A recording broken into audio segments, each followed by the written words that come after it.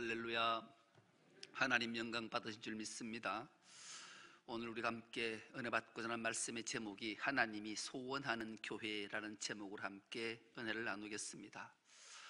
실제 취업, 요즘 하늘의 별 따기를 하잖아요. 어느 대기업의 취업에 나온 필기 시험을 마치고 면접 시험을 통과해야 합격되는데, 이 면접 시험 때 똑같은 문제로 200대 1의 경쟁률을 뚫고 합격한 자의 면접 시험을 여러분에게 소개하려고 해요. 이 소개로 말씀을 열겠는데, 여러분 스스로도 한번 답을 해보셔서 나는 200대 1의 경쟁력을 뚫을 수 있는 그 회사가 원하는, 그 회사가 소원하는 일꾼이 될까를 한번 스스로에게 답을 냈으면 좋겠어요. 문제는 이런 거죠. 당신이 폭풍우가 아주 심하게 몰아치는 날 차를 몰고 가는데 정거장에 세 부류의 사람들이 앉아 있었다. 첫째는 그렇게 당신이 소망하고 꿈꾸던 완벽한 이상형의 여인이 앉아 있었다. 두 번째는 그 옛날 당신의 목숨을 구해줬던 친구가 거기에 앉아 있었다. 또 하나는 의지할 곳도 없고 위급한, 위중한, 아주 아파서 병원을 위급하게 가야 될 할머니가 한 분 앉아 있었다. 이럴 때 당신은 누구를 태울 건가?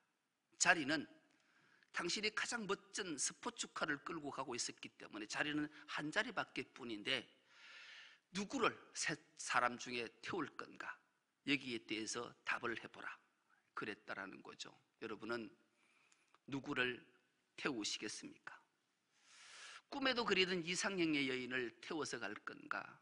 아니면 자기 목숨을 구해줬던, 은혜 갚을 절호의 찬스, 기회가 있기에 그 친구를, 옛 친구를 태울 건가? 아니면 윤리, 도덕 문제로 가장 외롭고 위급하고 아픈 할머니를 태워서 응급실을 향해 갈 건가? 여러분은 누구를 태우시겠습니까? 그래서 지원자 200대 1을 뚫고 아주 명쾌한 답을 한 젊은이가 합격을 했습니다. 이 답이 이런 겁니다. 그 젊은이의 답은 아주 간단하고 명료했어요. 저는 그 차에서 내려서 차 키를 친구에게 주고, 친구는 그 차를 몰고 옆자리에 위급한 할머니를 태워서 병원을 가게 하고, 저는 제 이상형인 여인과 함께 정거장에서 올 버스를 기다리겠습니다. 아주 명쾌한 답을 한 거죠. 그래서 200대 1의 경쟁력을 뚫고 합격의 영광을 안게 된 겁니다. 면접관조차도 상상하지 못했던 답이라서 새로운 관점으로 생각하게 되었다. 실제 대기업 면접 시험에 있었던 내용들이었습니다. 오늘날 회사에서 소원하는 사람, 또 오늘 말씀의 제목처럼 하나님이 소원하는 교회에, 하나님이 원하시는 그런 교회가 되기 위해서는 어떤 관점을 가지고 있어야 되고, 어떤 모습으로 하나님이 소원하는 교회가 이루어질까, 여기에 우리는 주목해 보는데, 답이 오늘 짧은 한 구절에 명쾌하게, 명료하게 우리에게 답을 주고 있는 겁니다. 먼저 이 교회의 탄생 배경에 대해서 우리는 알아야 돼요. 하나님께서 독생자를 보내셨지요. 하나님의 독생자 예수 그리스도가 하나님의 명을 받고 이 땅에 오셔서 공생애를 마감하고 인류의 모든 죄를 사하시기 위해 인류의 죄를 다 짊어지시고 십자가 죽으셨어요. 죽은데 3일 만에 하나님 말씀 앞에 순종했던 그 아들을 하나님이 살리셨어요. 그리고 그 아들이, 부활하신 아들이 40일 동안 제자들과 성도들 앞에 보이셨죠. 그리고 그분의 마지막 당부의 말씀이 있으셨어요. 그 말씀은 사도행전 1장 4절에 이렇게 말씀을 하시는 겁니다. 사도들과 함께 모여있는 자리에서 그들에게 예수께서 분부하시지요. 얘들아, 너희가 예루살렘을 떠나지 말라. 그리고 내게서 들은 바 아버지께서 약속하신 것을 기다리라. 내가 끊임없이 너희에게 말했던 또 아버지께서 약속하신 그것들 기다리면 반드시 하나님의 때에 그를 보내시리라. 그가 바로 성령 하나님이셨죠. 오순절 날이 이미 이르매 하나님이 약속하신 대로 성령을 보내셔서 성령이 각 사람 위에 임하고 그들이 성령을 충만히 받자 각 방언으로 말함에도 불구하고 모든 자가 알아듣고 비로소 성령의 주도하에 교회가 탄생되게 된 거예요. 처음에 교회, 초대교회 예루살렘 교회가 그렇게 탄생되어졌던 거죠. 그 교회는 하나님이 소원하는 교회이셨어요. 그래서 이 교회를 우리는 주님의 피로 값주고 세운 교회다. 우리가 주님의 피로 값없이 은혜를 받고 교회가 되어서 하나님의 소원을 이루어 드리는 아름다운 삶을 살아가야 하는 것이 교회의 본질임을 우리에게 깨닫게 하는 거죠. 그렇게 탄생된 교회가 어떤 모습으로 교회의 역할을 감당해내고 그 교회가 평안히 든든히 세워져야 하는가, 그 이유를 오늘 본문 말씀이 우리에게 전해주고 있는데 세 가지로 명쾌한 답을 줘요. 첫째, 이 교회는 사도들의 가르침을 받는 교회다, 그렇게 말씀해요. 본문 42절을 다시 한번 보십시오. 그들이 사도의 가르침을 받아. 오늘 본문은 이렇게 기록되었지만 원어에 의하면 그들이 사도들의 가르침을 받아, 그런 뜻이에요. 왜냐하면 이 사도라는 단어를 복수로 썼기 때문에 그런 거죠.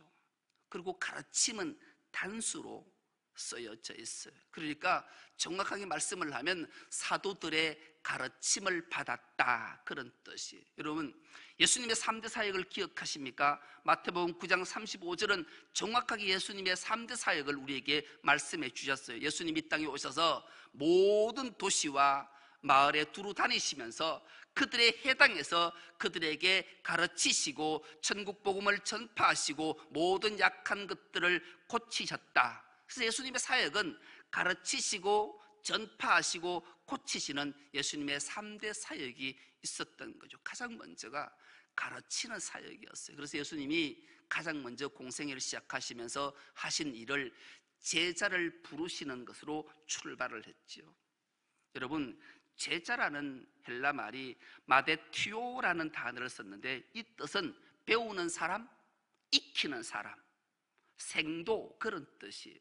예수님이 천국 복음을 가르치시기 위해 제자들을 불렀어요. 제자들은 예수님으로부터 잘 배우는 자예요. 잘 익히는 자예요. 생도가 되는 거죠. 학생이 되는 거예요. 예수님은 제자를 부르시는 것으로 그치지 않으셨어요. 그러게 그들에게 잘 가르쳐서 그들을 보내시게 되지요. 그래서 이들의 호칭을 제자에서 사도라, 그렇게 말하게 돼요. 이 사도라는 헬라 말이 아포스톨로스라는 단어를 썼어요. 이 아포스톨로스는 보내심을 받은 자, 복음에 사신된 자, 그런 뜻이에요. 우리 모두는 예수님의 제자로 부름을 받아서, 교회로 부름을 받아서 교회의 목사를 통해, 주의 종을 통해서 잘 가르침을 받아서 사도, 보내심을 받아서 세상에 복음을 가르치고 전파하는 일에, 고치는 일에 우리가 쓰임 받아야 된다는 것은 두말할 것도 없는 거죠. 이것이 하나님이 소원하는 교회의 본질인 거예요. 이것을 우리가 꼭 깨닫는 은혜가 있길 축복합니다. 깨닫는 것으로 그치는 것이 아니라 실제 삶의 현장 속에 실천하고 실행해내는 것이 우리의 본질인 사실을 우린 결코 잊지 말아야 돼. 그런데 놀랍게도, 아니 가슴 아프게도 목사가 가르침들을 하고 있다는데 우리는 가슴 아픈 거예요. 정확하게 말씀드렸어요. 사도들이 가르쳤다.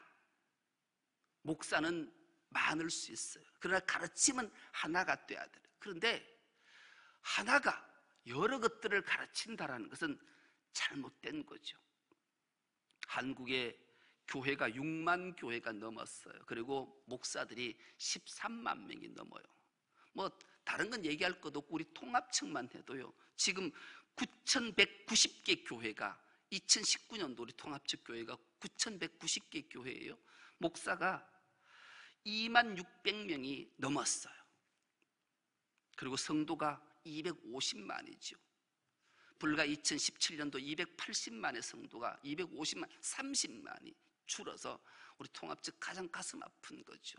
목사들이 가르쳐야 되는데 목사가 가르침들을 하는 안타까운 일들 때문에 그렇다 해도 과언이 아니에요. 목사들은 많을 수밖에 없는 거죠. 그러나 가르침들은 자기의 생각들, 자기의 객관화되지 않는 자기의 주관적인 것들을 가르친다면 교회는 엄청난 위기를 초래할 수밖에 없고 잘못된 가르침들로 인해서 혼란에 빠질 수밖에 없는, 가르침은 명확해야 돼. 하나님의 나라의 복음만 가르치는 거예요. 십자가의 죽으심과 십자가의 능력과 십자가의 도, 이것을 가르쳐야 되는 거예요. 이것만큼은 확실해야 되는 거예요. 그럴 때 놀라운 역사가 생겨나게 되는 거죠. 예수님이 제자들을 부르셨어요. 오늘 본문 바로 앞절에 드디어 수제자 베드로가 설교하는 내용이 있어요. 베드로의 설교는 간단 명료했어요. 하나님이 선지자를 통해 약속하신 대로 다윗의 후손으로 그가 이 땅에 왔다. 그가 이 땅의 모든 죄악들을 다 짊어지고 십자가에 죽었다. 너희가 십자가에 못 박아 죽였지만 하나님이 그들을 죽은 자 가운데 3일 만에 다시 살리셨다. 이 명확하게 복음을 전해준 거예요. 그래서 그를 예수가 그리스도가 되게 하셨다. 그러자 그들이 마음에 찔려 어찌할꼬 회개했다라는 거예요. 여러분, 가르침이 명확하면, 또 그 가르침을 명확하게 겸손하게 경청하면 깨달음을 넘어서 회개의 역사가 나타난다는 것은 두말할 것도 없는 거죠. 하나님이 소원하는 교회는 이 가르침을 잘 받고 잘못된 길, 죄악된 길, 멸망의 길, 사망의 길로 가는 것에서 돌이켜서 회개해서 천국을 향해 가는 길로 한 걸음 한 걸음 나아가는 것, 이것이 하나님이 소원하는 교회인 줄 믿습니다. 우리가 이런 자가 될 수 있기를 축복합니다. 그런 자가 되셔야 돼요. 이 복음은, 하나님의 말씀은, 가르침은 겸손하게 잘 들어야 돼요. 그럴 때 하나님의 은혜가 임하기 때문이지요. 두 번째는 교제하고 떡을 떼는 거예요. 하나님 소원하는 교회, 그 교회는 사도들의 가르침을 잘 받고 그들이 사도들의 가르침을 받아 서로 교제하고 떡을 떼며, 그렇게 이 교제라는 말과 떡을 뗐다라는 것, 여러분, 교제는 친교를 말하기도 하고요, 교회 구성원을 말하는 거예요. 그 당시에 초대교회 구성원들이 어떠했던가. 그리고 떡을 뗐다라는 것은 성찬을 했다라는 거죠. 성찬은 살과 피를 기억하는 거예요. 주님이 내 죄를 사하시기 위해 십자가에 상하고 찢긴 살, 그리고 그가 아낌없이 다 흘려주셨던 보배로운 피, 이것을 날마다 기념하고 기억하는 것은 구속함을 입은 자가 반드시 행해야 되고 기억해야 될 사건들이에요. 교제, 초대교회나 지금 교회 구성원들이 어떤지를 우리가 찬찬히 보면 하나님이 소원하는 교회인지 교회 아닌지를 금방 판단할 수 있어요. 여러분, 예수님이 제자를 부르실 때, 교회 구성원들을 부르실 때 어떤 자들을 부른 것을 12제자를 찬찬히 살펴보면 정확하게 알 수 있어요. 초대교회 구성원들은 종과 상전이 함께 있었어요. 유대인과 이방인들이 함께 있었어요. 가진 자와 가지지 못한 자가 함께 있었어요. 배운 자와 못 배운 자들이 함께 있었어요. 건강한 자와 약한 자들이 함께 있었어요. 모든 것들이 다 총체적으로 종합된 것이 하나님이 소원하는 교회라는, 교회 구성원, 이런 구성원이 없다면 그 교회는 미흡한 교회고 하나님의 소원을 이루지 못하는 교회예요. 베드로는 어부였어요. 배우지 못한 자였어요. 베드로가 설교를 하자 많은 사람이 저 자는 무식한 자인데 어떻게 이런 복음을 전하지? 그가 가르침을 잘 받았던 거예요. 그리고 젤롯당 시몬 같은 경우는 열심당원이었잖아요. 요즘으로 풀이하면 우리나라로 기억하면 일제시대 때 독립투사였어요.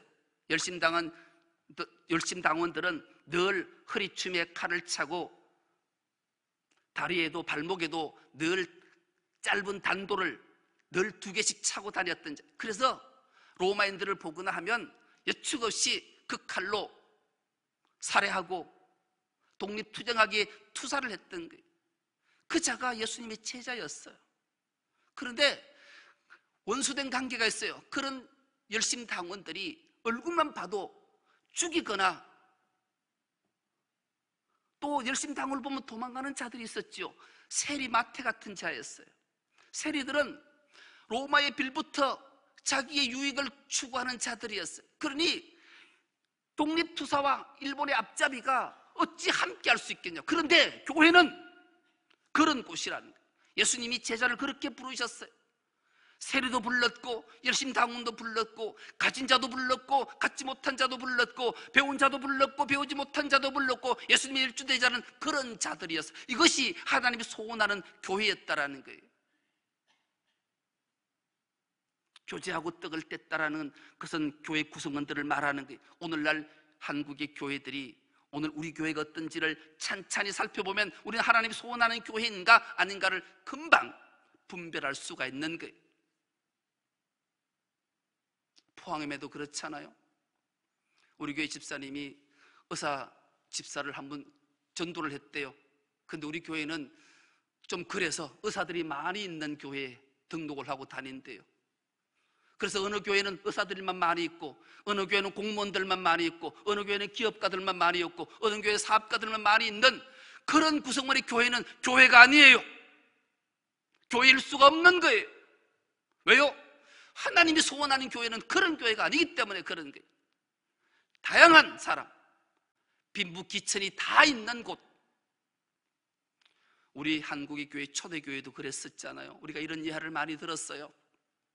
어느 교회는 장로님이 학교의 소사였는데 심부름꾼이었는데 그 교회 교장은 그 교회 집사라서 학교에 가서 있을 때는 집사가 교장이니 소사인 장로를 부리고 교회에 오면 소사인 장로가 집사인 교장을 가르치는 그런 일들이 있었는데도 아름답게 조화를 잘 이루었대요.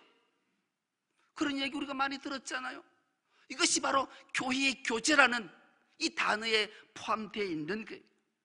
예수님이 이런 교회를 꿈꾸셨던 거예요. 이런 교회를 소망했던 거예요. 하나님의 소원이 거기에 있었던 거죠. 교회는 하나님이 원하시는 교회가 바로 이런 교회인 거예요. 왜요? 그 이유는 예수 그리스도의 십자가 보혈로 온전한 일체와 연합이 이루어졌음을 선포하는 것이 바로 하나님이 소원하는 교회이기 때문에 그런 거죠. 우리 교회 구성원들을 찬찬히 살펴보시고 미약한 부분이 있다면 열심히 전도해야 돼요. 그래서 채워져서 하나님이 소원하는 교회 만들어내는 은혜가 있길 축복합니다. 거기에 우리가 일익을 감당해야 돼요. 그럴 때 하나님이 기뻐하시는 거예요. 하나님 소원하는 교회가 이루어지는 거죠. 마지막으로 하나님이 소원하는 교회, 기도하기를 힘쓰는 교회예요.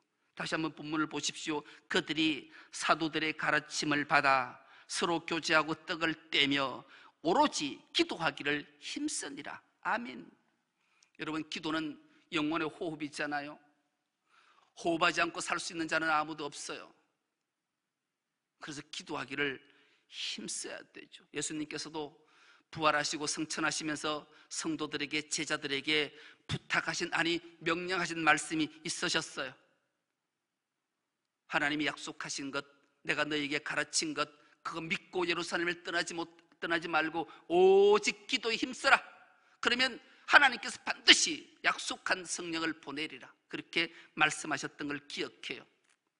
예수님 당시에 유대인들은 기도 시간을 정해놓고 했어요. 요즘도 신실한 믿음의 소유자들은 기도 시간을 정하고 하지요. 저희들도 새벽 기도를 정해놓고 하잖아요. 새벽 기도는 두말할 것도 없이 예수님이 창시한 건 두말할 것도 없어요. 새벽 미명에 기도하러 가시더라. 주님은 매일 새벽 미명에 기도하셨기에 새벽 기도가 탄생된 거죠. 당시 유대인들은 이런 기도를 하루 3번을 어김없이 기도했어요. 제3시, 제6시, 제9시. 우리나라 시간으로 하면 오전 9시, 정오 12시, 오후 3시에 끊임없이 기도했죠. 그런데 기도할 때 반드시 챙겨야 될 것 3가지가 있었어요. 제일 먼저 첫 번째는 키파라는 것을 챙겨야 돼. 키파는 자그마한 모자, 빵떡 모자 같이 동그란 걸 머리에 탁 이는 거예요. 저 위에 저기 머리 위에 있는 게 키파라는 것. 유대인들은 반드시 저 키파를 쓰고 기도했어요. 우리가 성지순례 갔을 때 유대인 회당에 들어갈 때 저거 안 쓰면 못 들어가게 하잖아요. 쓰는 이유가 있어요. 왜 저걸 쓰는가 하면 나는 하나님을 경외합니다, 그런 뜻이. 하나님을 경외하기에 저 키파를 쓰고 하나님 앞에 기도하는 거죠. 두 번째는 탈릿이라는 것을 반드시 둘렀어요. 이 탈릿은 큰 수건 같은 건데 보통 한 1m 50쯤 돼요. 저것을 머리에 두르기도 하고 목에, 어깨에 두르기도 해요. 이 의미는 제가 하나님 앞에 기도하러 나아갈 때는 세상의 것들과 단절하겠습니다. 그리고 오로지 기도에만 집중하겠습니다. 그런 의미로 저 탈릿을 쓰고 걸고 했던 거예요. 세 번째는 테필린이라는 것을 반드시 갖춰야 돼요. 테필린은 머리에 작은 상자 같은 것을 두르고 어깨나 손목에 끊임없이 검은 띠를 팔에 저렇게 감는 거예요. 그리고 저 상자 안에는 하나님의 말씀이 담겨져 있는 게 대부분은 신명기 6장의 말씀이 저기에 담겨져 있죠. 저것을 암송하면서 하나님 앞에 기도하는 거예요. 저 기도가 유대인의 18기도문이 됐던 거죠. 요약했어요. 이렇게 저들은 기도할 때 반드시 3가지를 가지고 가서 하나님 앞에 기도했던 거예요. 왜요? 그 이유가 있는 거예요. 가장 먼저는 자신이 하나님이 주신 계명에 순종하며 살겠습니다, 그런 결단을 하고요. 둘째는 우리가 전통으로 간섭으로 유례를 반드시 지키며 하겠습니다. 그리고 저는 영적 사람입니다를 고백하기 하는 이유로 이 3가지를 가지고 했던 거죠. 우리가 비록 키파나 탈릿이나 테필린은 가지고 있지 않지만 우리도 오늘날도 마찬가지요. 하나님 앞에 기도할 때 나는 하나님을 경외합니다, 그 말씀대로 살게 해 주십시오. 그렇게 아니 살겠습니다. 그리고 영적인 사람으로 승리케 해 주십시오. 이런 마음을 담고 하나님 앞에 기도하는 거잖아요. 그런데 이 기도가 중요한 것은 그 다음에 단어, 기도하기를 뭐 했다? 힘쓰니라. 힘썼다라는 말은 헌신했다라는 거예요. 자신을 위해 헌신한 게 아니에요. 한 공동체로, 한 구성원으로 하나님 앞에 부름받은 자를 위해 헌신하는 게 기도라는 거예요. 기도 혼자 하는 것 하셔야 돼요. 그래서 이 기도라는 단어도 오늘 본문의 기도는 복수로 쓰여졌어요. 복수로. 혼자 하는 기도를 말하는 게 아니에요. 합심 기도를 말씀하는 거예요. 이런 말이 있잖아요. 기도 없이 사는 사람은 있어도 기도 없는 교회는 없다. 기도하지 않고 사는 사람들은 얼마든지 있어요. 예수 믿는다 해도요. 그러나 교회가 기도가 없는 교회는 없는 거예요. 그래서 우리는 기도회가 있고요, 새벽 기도회가 있고 수요 기도회가 있는 거예요. 이 기도회는 합심으로 하는 거예요. 그래서 이 기도회에 여러분들이 말이 나오도록 해야 돼요. 특히 믿음이 약하고 기도할 줄 모른다, 기도가 어려워, 이런 자들이 나와야 돼요. 왜요? 기도에 힘이 있는 자, 능력을 입은 자들이 그를 위해, 약한 자를 위해 기도하기 때문에 그래요. 그냥 듣기만 해도 돼요. 그 기도가 내 기도가 되기 때문에 그래요. 이 교회는 기도의 헌신이 있는 곳이 하나님이 소원하는 교회이기 때문에 그런 거예요. 이럴 때 참석할 때 놀라운 은혜와 능력과 복이 임하는 자리이기 때문에, 그래서 이런 기도할 때 기사와 표적과 능력이 나타난다, 주님이 말씀하시는 거예요. 그래서 이 시간들을 귀히 여길 줄 알아야 돼요. 이것이 바로 이 위기의 때에 하나님이 원하시는 교회, 소원하는 교회예요. 우리가 이런 교회 만들어서 하나님 부어주신 놀라운 복과 은총들을 다 받아서 지금도 고통에 빠져 있고 두려움에 빠져 있는 이 세상에 희망과 소망을 주는 교회가 되기를 소망합니다. 여러분, 코로나19가 우리를 두렵게 하잖아요. 코로나19가 처음 발생되었을 때 각 교회들마다 포스트 코로나를 외쳤어요. 이 코로나가 끝나면 한국 교회가 어떻게 될까? 그래서 포스트 코로나 이후에 목회나 교회 행정이나 비전을 꿈꿔야 된다. 그런데 포스트 코로나는 사라졌어요. 지금은 위드 코로나로 가야 된다, 이렇게 말해요. 함께 가야 된다라는 거예요. 이게 소멸되지 않는다라는 거예요. 그런데 위드 코로나를 떠나서 이제는 인 코로나 시대라고 우리가 기억하며 살아야 된대요. 내 안에 코로나를 품고 가는 거예요. 그러기 위해서는 하나님의 은혜와 하나님의 능력, 하나님의 기적과 하나님의 기사를 우리가 받아야 되는 거예요. 능력을 힘입어야 되는 거예요. 하나님 앞에 예배할 때, 찬송할 때, 말씀을 들을 때 감격해서 회개의 영이 부어져서 눈물로 주님께 기도하고 감격할 때 우리에게는 다이돌피네라는 엄청난 면역력이 우리 몸에서 생성될 때 이 모든 것들도 다 이겨낼 수 있는 힘이 거기서 공급되기 때문이지요. 여러분, 이 코로나 이 바이러스 두려움에서 해방되어야 돼요. 하나님의 은혜와 하나님의 자비하심을 구해야 돼요. 하나님이 소원하는 교회가 온전히 세워질 때 하나님이 반드시 그렇게 만들어 주실 거예요. 여기에 우리가 믿고 하나님 앞에 의지하고 참된 예배자로 서는 것이 얼마나 중요한가를 우리에게 깨닫게 하는 거죠. 하나님이 소원하는 교회가 세워졌어요. 그것도 주님이 피로 값주고 세우신 교회, 우리 각각 한 사람이 사도들의 가르침을 잘 받고 정말로 우리가 어떤 모습으로 살아야 할지 서로 교제하고 참된 구성원, 하나님 원하시는 구성원과 더 나아가 떡을 떼며 하나님이 우리 위에 살과 피를 아낌없이 찢고 흘리셨던 것을 늘 기억하면서 기도에 헌신을 해서 하나님이 소원하는 교회를 온전히 세워서 하나님께 크신 영광을 올려드리는 우리 모두가 될 수 있기를 간절히 기도합니다. 하나님 감사합니다. 오늘 또 복된 주일을 허락하시고 하나님 앞에 예배자로 서게 하시니 감사합니다. 하나님 소원하는 교회가 온전히 이루어져서 하나님을 기쁘시게 하는 우리 모두가 되게 하여 주옵소서. 감사드리오며 예수님의 이름으로 기도드리옵나이다. 아멘.